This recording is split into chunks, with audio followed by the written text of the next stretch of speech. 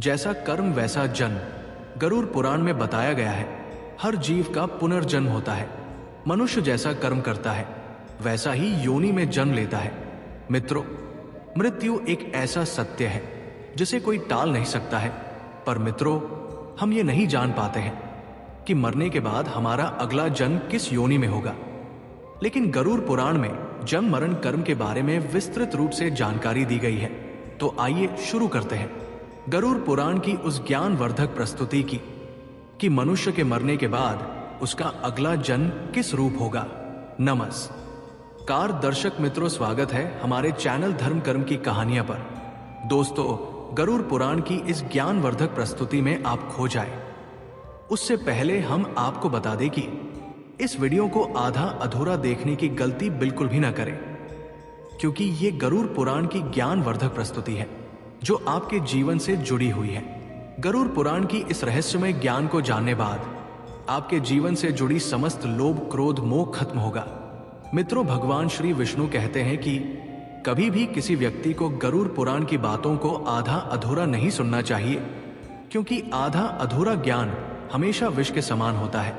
इसीलिए दोस्तों, आपसे यही आग्रह है कि आप इस वीडियो को बिना स्किप किए अंत तक जरूर देखिए।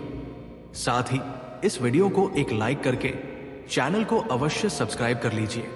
और हाँ मित्रों, कमेंट बॉक्स में जय श्री विष्णु लिखकर ईश्वर को आप अपना आभार व्यक्त तो जरूर कर दीजिए। आइए मित्रों, जानते हैं गरुड़ पुराण में श्री विष्णु बताया है कि हर मनुष्य अपने जीवन में अच्छे बुरे कर्म करते हैं, क्योंकि उसे अपने कर्मों के बारे में पता नहीं होता है।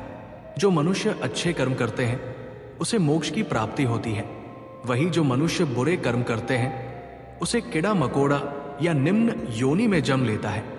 आइए दोस्तों, हम एक कथा के माध्यम से जानते हैं जो गरुड़ पुराण स्कंद पुराण के द्वारा मनुष्य के कर्मों के बारे में बताया गया है कि मनुष्य अपने पिछले कर्मों का फल किस रूप में भोगता है।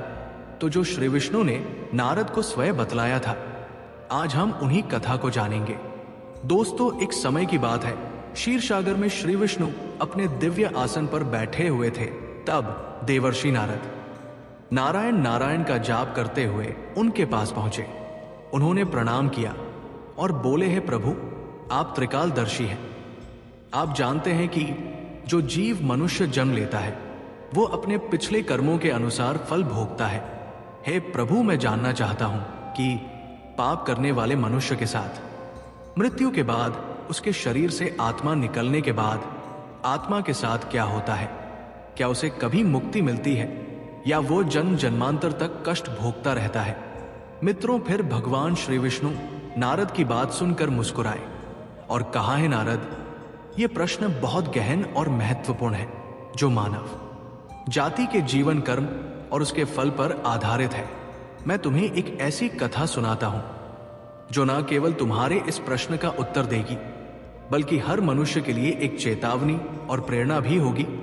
तुम इस कथा को पूरे ध्यान पूर्वक आखिरी तक सुनो।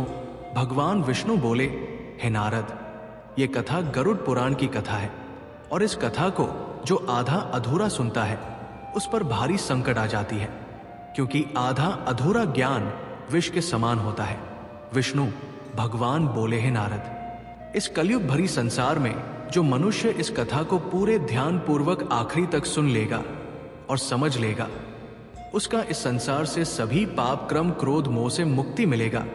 फिर भगवान विष्णु नारद को वो कथा को सुनाते हैं। भगवान श्री विष्णु बोले, हैं नारद, प्राचीन समय में एक गांव में एक व्यक्ति रहता था जिसका नाम वीरेन था। वो बहुत धनी था, लेकिन उतना ही क्रूर स्वार्थी और अधर्मी भी था। उसका जीवन केवल भोग विलास और दूसरों को नीचा दिखाने में ही बीतता था। वीरेन के माता पिता वृद्ध हो चुके थे। उन्होंने अपने जीवन भर मेहनत करके उसे सुख सुविधा दी थी, लेकिन वीरेन ने अपने माता पिता को अपने जीवन से बेदखल कर दिया। उसने अपने माता पिता को घर के एक कोने में एक जानवर की तरह रखता था। वो उन्हें ठीक से भोजन भी नहीं देता था और उसकी देखभाल भी नहीं करता था। एक दिन उसकी मां ने रोते हुए कहा, बेटा, हमने तुम्हें पालने के लिए अपने जीवन के हर सुख का त्याग दिया, क्या आज हमारा यही स्थान है? वीरेन ने कठोर स्वर में जवाब दिया, तुम दोनों अब मेरे किसी काम के नहीं हो। मैं तुम्हारे लिए और सहन नहीं कर सकता। ये वीरेन का स्वभाव केवल अपने माता पिता के प्रति ही नहीं बल्कि दूसरों के प्रति भी निर्मम था। वो गरीबों का शोषण करता, निर्दोष जानवरों को मारता और झूठ छल कपट से अपना साम्राज्य बढ़ाता गया। उसे विश्वास था कि उसके धन और शक्ति के कारण कोई उसका कुछ नहीं बिगाड़ सकता है। समय बीतता गया और एक दिन वीरेन की मृत्यु हो गई। उसकी आत्मा यमलोक पहुंची, जहां धर्मराज उसके कर्मों का लेखा जोखा कर रहे थे। धर्मराज ने कठोर स्वर में कहा, वीरेन, तुम्हारे जीवन में एक भी ऐसा कर्म नहीं है जिसे पुण्य कहा जा सके। तुमने केवल अपने स्वार्थ के लिए पाप किए हैं। तुम्हें नरक की भयंकर यातनाएं सहनी होंगी। इसके बाद तुम्हें ऐसे योनियों में जन्म लेना होगा जहां केवल कष्ट ही कष्ट है। वीरेन को यमदूतों द्वारा नरक के विभिन्न क्षेत्रों में ले जाया गया। अग्निकुंड, जहां उसे अपने निर्दोष जानवरों की हत्या के पाप के लिए जलाया गया। फिर उसे शिला यातना दिया गया, जहां उसने माता पिता के अपमान के कारण उसे लोहे की शिला से कुचला गया। फिर उसे अंधकार की सजा दी गई, जहां उसने गरीबों का शोषण करने के कारण उसे एक घोर अंधकार में डाला गया, जहां उसे भय और तड़प का अनुभव हुआ। फिर भूख प्यास का दंड दिया गया, जहां वो प्यास से तड़पता रहा, लेकिन उसे केवल जहर पीने को दिया गया। फिर पुनर्जन्म का चक्र लौट आया, जहां उसे नरक की यातनाएं झेलने के बाद धर्मराज ने घोषणा की, अब तुम्हें अपने कर्मों के अनुसार पशु योनि में जन्म लेना होगा। वीरेन का जन्म एक गिद्ध के रूप में हुआ। उसे सड़ा गला मांस खाना पड़ा और वो हमेशा असुरक्षित और तृष्णा से भरा रहा। लेकिन उसका कष्ट यही समाप्त नहीं हुआ। उसने अगले कई जन्मों तक कीट, सांप और अन्य निम्न योनियों में जन्म लिया। फिर कई योनियों में भटकने के बाद वीरेन की आत्मा ने प्रायश्चित करने का निश्चय किया। अगले जन्म में उसने एक गरीब किसान के घर जन्म लिया। उसने अपने जीवन को धर्म और परोपकार के मार्ग पर समर्पित कर दिया। वो अपने माता पिता की सेवा करता था, दूसरों की सहायता करता और भगवान का ध्यान करता। फिर एक दिन भगवान विष्णु ने उसके सपने में आकर कहा, तुमने अब सच्चे मन से प्रायश्चित किया है। तुम्हारे पुण्य कर्मों ने तुम्हारे पापों को धो दिया है। अब तुम्हें मानव जन्म में मुक्ति का अवसर मिलेगा। सेवा, सत्य और धर्म का पालन करते रहो। मित्रों, फिर कथा समाप्त कर भगवान विष्णु ने नारद से कहा, हे नारद, ये संसार कर्मों का दर्पण है। जो जैसा करेगा वैसा भोगेगा। मनुष्य को हमेशा ये ध्यान रखना चाहिए कि माता पिता की सेवा, दूसरों की सहायता और ईश्वर का ध्यान ही सबसे बड़ा धर्म है। जो मनुष्य अपने माता पिता का अपमान करता है, दूसरों को कष्ट देता है, उसे न केवल नरक में भयानक यातनाएं मिलती हैं, बल्कि वो जन्म जन्मांतर तक दुख भोगता है। लेकिन जो अपने कर्म सुधारता है, वो इस चक्र से मुक्त हो सकता है। ये संसार एक अवसर है। धर्म, सत्य और सेवा ही मनुष्य का जीवन है। मनुष्य को यह समझना चाहिए कि मृत्यु के बाद केवल उसके अच्छे कर्म ही उसके साथ जाते हैं। दोस्तों, ये कथा हमें यह सिखाती है कि जीवन क्षण भंगुर है, लेकिन कर्मों का चक्र अनंत है। हर पाप का दंड और हर पुण्य का फल निश्चित होता है। दोस्तों, माता पिता के चरणों में स्वर्ग है और उनका सम्मान और सेवा सबसे बड़ा धर्म है। जो इस सत्य को समझेगा वो न केवल इस जीवन में सुखी रहेगा, बल्कि मृत्यु के बाद भी उसे शांति और मोक्ष प्राप्त होगा। हे मनुष्य, अपने कर्मों पर ध्यान दो, स्वार्थ, पाप और अहंकार को त्यागो, धर्म, सत्य और सेवा को अपनाओ, क्योंकि यही जीवन का सबसे बड़ा सत्य और मार्ग है। दोस्तों, गरुड़ पुराण हमें सिखाती है कि मनुष्य का जीवन उसके मृत्यु और पुनर्जन्म के कर्मों के अनुसार होता है। गरुड़ पुराण हमें केवल मृत्यु के बाद के मार्ग के बारे में नहीं सिखाती है, बल्कि ये भी सिखाती है कि वर्तमान जीवन कैसे जिए ताकि हमारा अगला जन्म श्रेष्ठ योनि में हो और हम मोक्ष की ओर अग्रसर हो सके। मित्रों, श्री विष्णु कहते हैं कि हर मनुष्य जन्म उसके पिछले कर्मों के अनुसार ही उसका अगला जन्म तय होता है।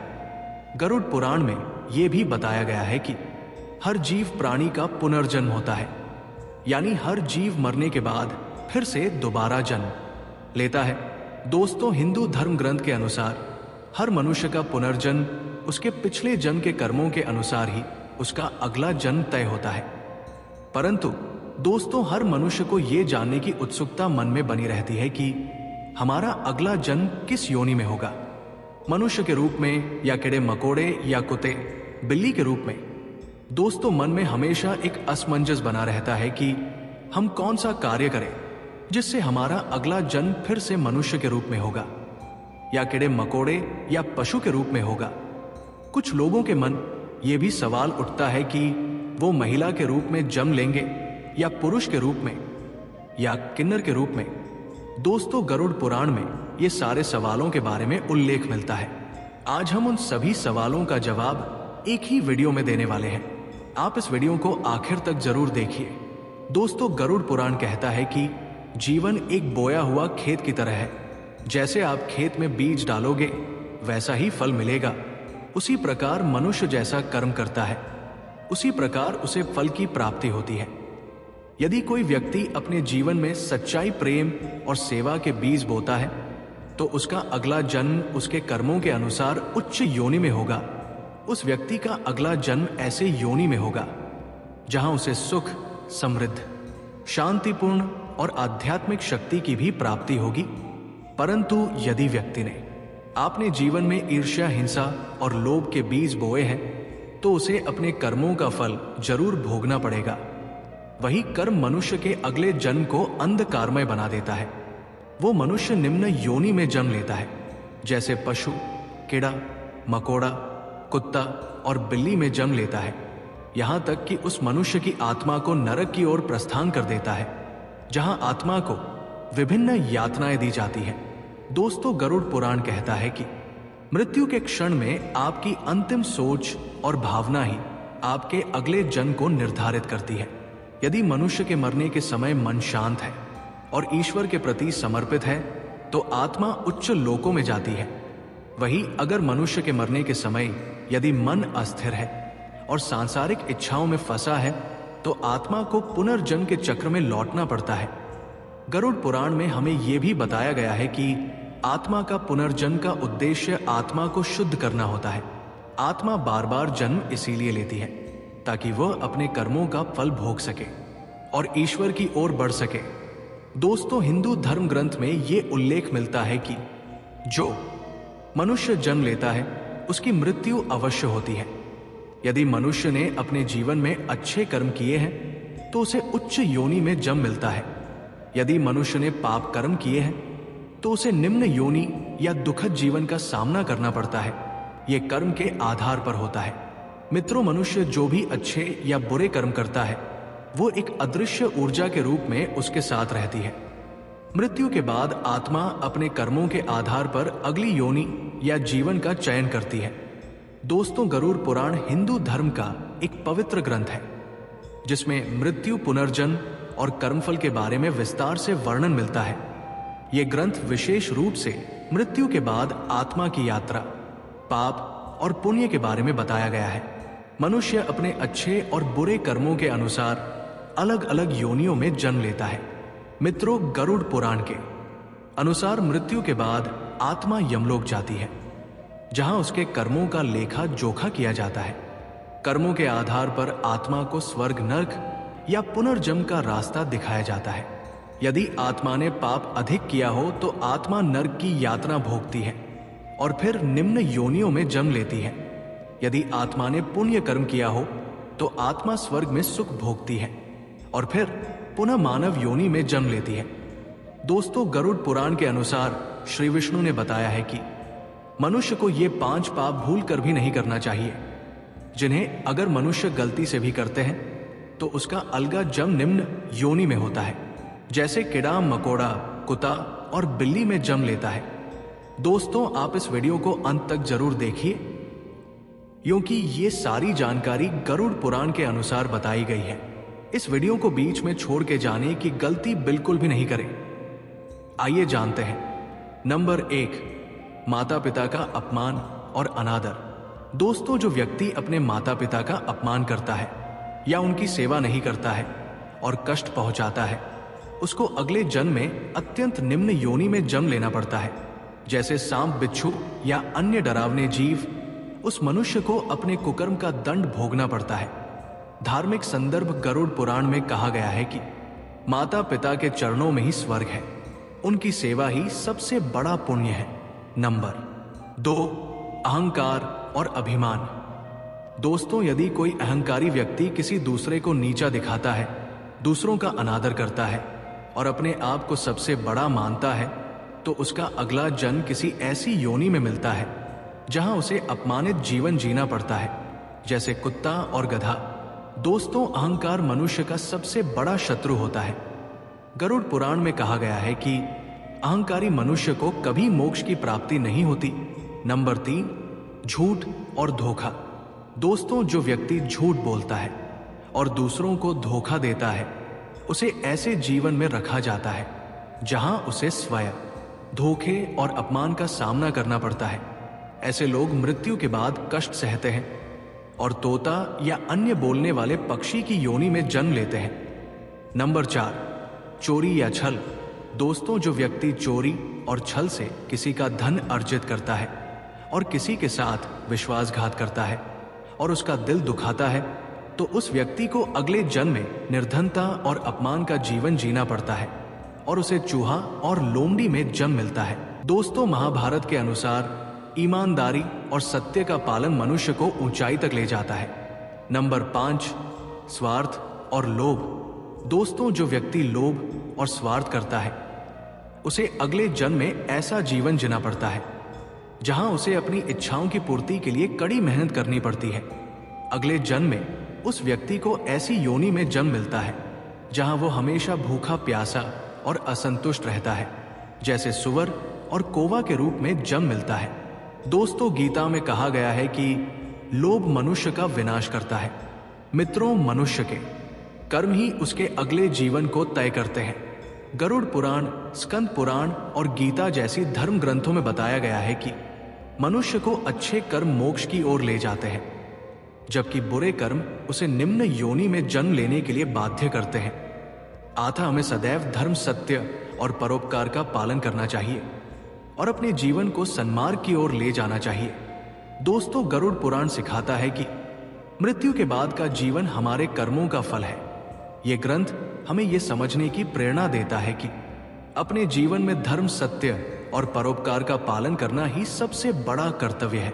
आत्मा मुक्ति और अगले जन्म में उच्च योनि प्राप्त करने के लिए मनुष्य को अपने कर्मों का ध्यान रखना चाहिए। धन्यवाद दोस्तों। गरुड़ पुराण के द्वारा बता लाए गए सभी बातों को अवश्य ध्यान में रखें और सत्य की राह पर चलें। और दोस्तों, वीडियो अच्छा लगा हो तो एक लाइक करके कमेंट में जय श्री विष्णु जरूर लिख दीजिए और हमारे इस चैनल कर्म धर्म की कहानियां को अवश्य सब्सक्राइब कर लीजिए ताकि हर एक नया वीडियो आप तक तुरंत पहुंचे। जय श्री कृष्ण। राधे राधे।